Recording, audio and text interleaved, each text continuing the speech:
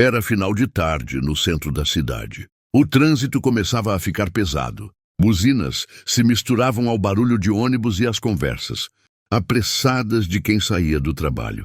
As luzes das vitrines se acendiam uma a uma, refletindo nos vidros dos prédios e nas poças de chuva que ainda restavam do temporal da manhã.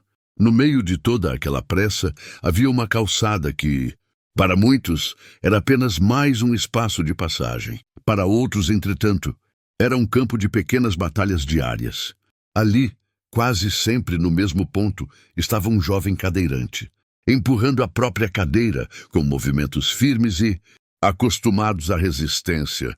Ele não tinha cara de quem se lamentava. Pelo contrário, parecia alguém que aprendera cedo demais a aceitar o que não podia mudar e a lutar com tudo o que ainda tinha. Usava uma camiseta simples, um colete reflexivo e um crachá pendurado no peito. Trabalhava entregando panfletos para uma loja da região, indicando promoções e descontos.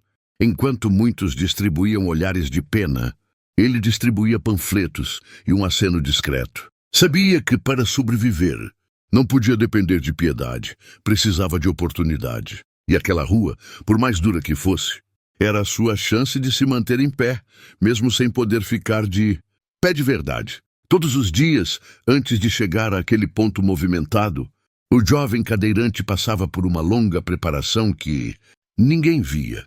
A realidade começava cedo, em uma casa simples, na periferia, onde o despertador tocava antes do sol nascer. Ele se arrumava com movimentos calculados, transferindo o corpo da cama para a cadeira com um esforço que já fazia parte da rotina. Conferia a pressão dos pneus, verificava se o freio estava em ordem, checava o dinheiro da passagem ou calculava o tempo necessário para fazer o trajeto todo apenas com a força dos braços. O percurso até o centro não era fácil. Ruas esburacadas, calçadas quebradas, carros estacionados sobre rampas, motoristas apressados que não reduziam a velocidade mesmo, vendo uma cadeira de rodas atravessar. Mas ele seguia todos os dias sem faltar. Na mochila, além de uma garrafinha de água e um lanche simples, embrulhado em papel, carregava algo que para ele era o maior motivo para continuar: exames, receitas médicas e documentos. Tudo cuidadosamente guardado em um envelope transparente. Não era apenas por si que estava ali. Era por alguém que dependia da sua presença, da sua renda e da sua coragem. Naquela mesma casa simples, longe do barulho da avenida, uma criança o esperava diariamente. Uma irmã mais nova, com problemas respiratórios delicados, fazia tratamento contínuo. Precisava de medicação, consultas regulares e exames caros que nem sempre o sistema público conseguia suprir. O cadeirante havia assumido, sem drama e sem alarde, o papel de pilar da casa. O pai havia ido embora há anos. A mãe, exausta, trabalhava como diarista quando conseguia. Ele, depois de sofrer um acidente que o deixou paraplégico, poderia ter se rendido à sensação de derrota. Em vez disso, decidiu que, se não podia mais correr, pelo menos poderia empurrar sua vida adiante com as próprias mãos. O emprego de panfletagem não era glamourizado por ninguém, mas para ele significava dignidade. Cada folheto entregue era um pequeno passo financeiro rumo ao controle das dívidas, das compras de farmácia e das contas atrasadas. Na mente da maioria dos que o viam, ele era apenas o cadeirante dos panfletos.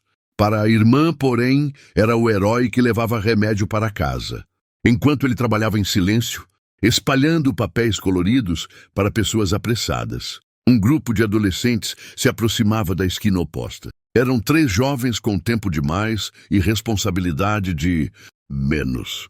Roupas caras, celulares de última geração, risadas altas e uma necessidade constante de chamar atenção. Eles vinham de um dia inteiro de diversão, sem compromisso. Nenhum deles tinha passado o dia pensando em contas, remédios ou transporte. As maiores preocupações orbitavam entre likes nas redes sociais, pequenos conflitos banais e a necessidade de parecer mais engraçado do que o outro. Quando avistaram o cadeirante no meio da calçada, viram ali uma oportunidade de entretenimento cruel.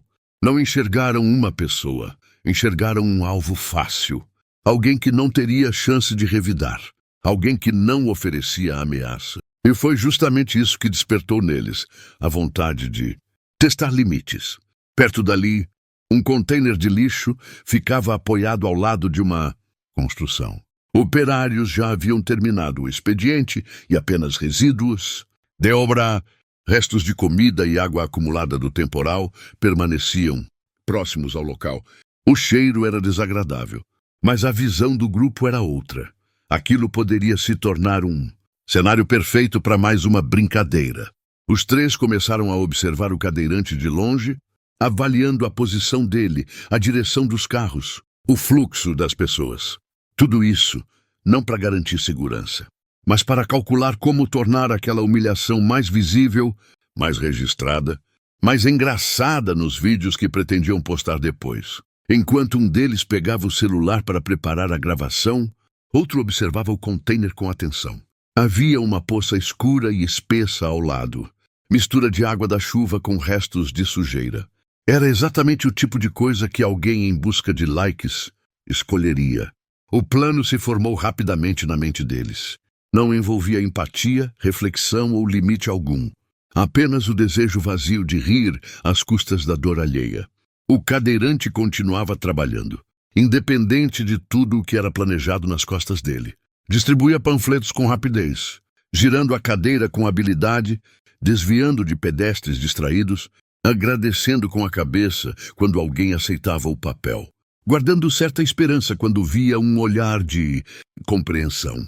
Ele não imaginava que, a poucos metros dali, sua rotina estava prestes a ser transformada em espetáculo. De vergonha, os jovens se aproximaram sem fazer alarde. Um deles se posicionou para filmar à distância, fingindo mexer no celular. Outro começou a rir alto para chamar atenção, enquanto o terceiro se aproximou do container e, com esforço, encheu um balde com aquela água suja, pesada e escura. As poucas pessoas que perceberam o que estava acontecendo preferiram seguir andando.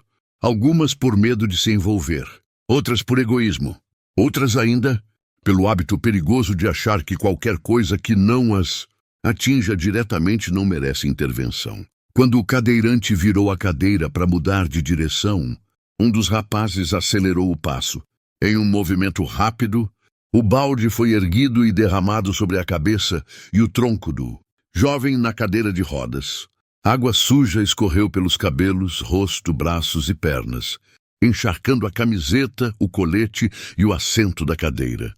Não era apenas sujeira física. Era humilhação em estado líquido. O impacto do peso inesperado do líquido fez a cadeira balançar para trás por alguns instantes. Ele precisou segurar com força as rodas laterais para não tombar.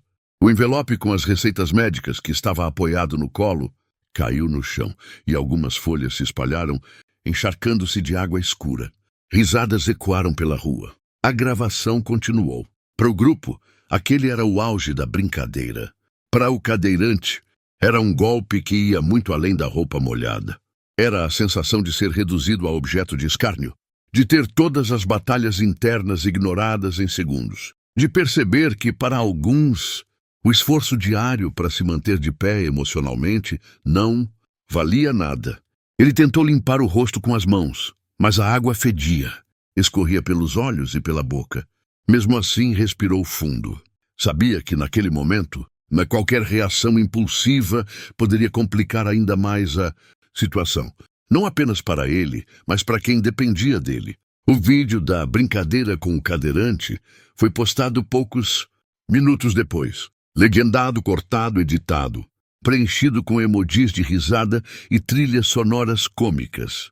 O ato de crueldade virou produto de entretenimento. Em pouco tempo começou a ser compartilhado em grupos, perfis e comentários.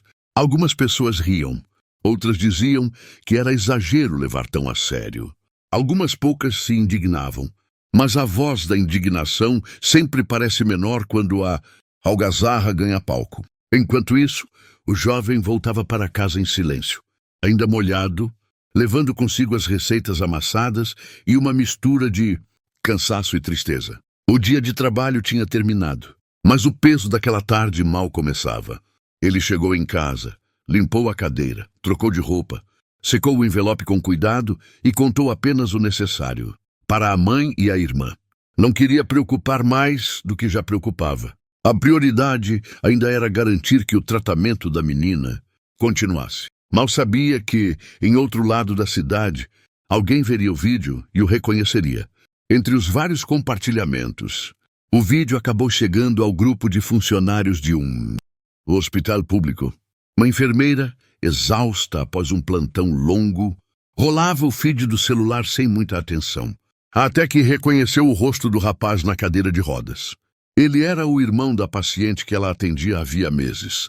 Sempre o via chegando cansado, mas educado, empurrando a cadeira de rodas do transporte coletivo até a recepção, carregando sacolas com remédios, exames e documentos em dia. Nunca faltava até uma consulta da irmã. Nunca reclamava da espera. Ver aquele mesmo rapaz sendo alvo de uma piada covarde despertou nela uma mistura de indignação e tristeza. Ela sabia do esforço que ele fazia para conciliar trabalho, deslocamento e acompanhamento médico. Sabia que muitas vezes ele ficava sem comer direito para comprar o remédio que o plano não cobria. A enfermeira decidiu não deixar aquilo passar. Ela gravou um vídeo simples, contando a história que ninguém conhecia. Explicou que aquele cadeirante era responsável pelo cuidado da irmã, pela renda de casa e por toda a logística de tratamento. Falou do esforço silencioso, das dificuldades de transporte, das longas esperas no corredor. Mostrou, com o cuidado de preservar detalhes pessoais, que por trás do alvo da brincadeira havia um ser humano extraordinário. Ela não pediu vingança, pediu consciência. Esse vídeo começou a circular também. Quando a outra versão da história ganhou alcance, o sentido da primeira gravação mudou. O vídeo da água suja deixou de ser engraçado e passou a ser uma prova de covardia. Muitos dos que haviam rido antes se sentiram desconfortáveis. Outros começaram a comentar com indignação. As redes sociais, que tinham sido palco de humilhação, passaram a ser espaço de apoio. Mensagens de força começaram a chegar, não apenas de desconhecidos, mas também de pessoas que haviam passado por algo semelhante. Alguns internautas organizaram, espontaneamente, uma vaquinha para ajudar a família com as despesas médicas. Os 3 jovens responsáveis pela brincadeira foram marcados em comentários, mensagens e prints. Não era mais possível fingir que nada tinha acontecido. O mundo que antes validava atitudes cruéis, agora apontava o dedo para a falta de empatia deles. Pela primeira vez na vida, eles sentiram o peso real de suas ações. Dias depois, o cadeirante voltou à mesma esquina. Ele sabia que não podia deixar uma experiência traumática sequestrar seu lugar no mundo. A calçada era dura, mas também era o cenário da sua resistência. Dessa vez, porém, algo estava diferente. Algumas pessoas que costumavam passar apressadas diminuíam o passo ao vê-lo. Muitas já conheciam sua história por causa do vídeo explicativo. Algumas o cumprimentavam com respeito. Outras colocavam algo a mais em suas mãos. Algumas poucas apenas o encaravam com admiração silenciosa. No meio disso, um carro desacelerou perto da faixa de pedestres. Dentro estavam os 3 jovens que haviam provocado todo aquele sofrimento. Eles desceram, visivelmente desconfortáveis, carregando algo que parecia mais pesado do que qualquer balde de água suja. Vergonha. Sem câmeras ligadas, sem efeito especial, sem plateia animada, aproximaram-se. Não havia mais risadas nervosas, nem euforia. Apenas consciência. O cadeirante, por sua vez, manteve a calma. Já havia carregado dores muito maiores do que aquela situação. Eles o cumprimentaram, entregaram um envelope com dinheiro, parte de uma reparação, material, mas principalmente mostraram que finalmente haviam compreendido que, do outro lado da brincadeira, havia um ser humano com história, responsabilidades e sentimentos. Ele aceitou a ajuda, não por orgulho ou vaidade, mas pensando na irmã e no tratamento que poderia ser aliviado por alguns meses. A rua seguia seu movimento. A vida continuava, mas algo genuinamente tinha mudado. Com o passar dos dias, a repercussão diminuía, como tudo nas redes sociais. Porém, o impacto real da história permaneceu. A família do cadeirante conseguiu regularizar parte das contas garantir exames atrasados e respirar um pouco mais aliviada. Ele continuou trabalhando, mesmo com todas as dificuldades. Agora, porém, não era visto apenas como o rapaz da cadeira de rodas que entrega panfletos. Para muitos, passou a ser o símbolo de resiliência, dignidade e coragem silenciosa. Os jovens, por sua vez, aprenderam uma lição que nenhum vídeo engraçado poderia ensinar. Descobriram que existem limites que não devem ser ultrapassados, que a internet não é terra de ninguém e que, por trás de cada rosto usado como piada, há um universo inteiro de batalhas internas. A cadeira de rodas nunca deixou de existir na vida daquele rapaz. Ele continuou enfrentando degraus sociais, buracos emocionais e rampas mal planejadas. Fragilidade não é sinônimo de fraqueza. A mesma cadeira que para alguns parecia símbolo de limitação, era na verdade prova diária de força. A força de alguém que, mesmo encharcado de água suja, nunca deixou de empurrar a própria história para frente. E para quem assistiu até o fim, ficou a pergunta silenciosa que incomoda e transforma. Quantas vezes, na correria do dia a dia, a gente passa por alguém e só vê a cadeira, e não a pessoa que está lutando ali dentro?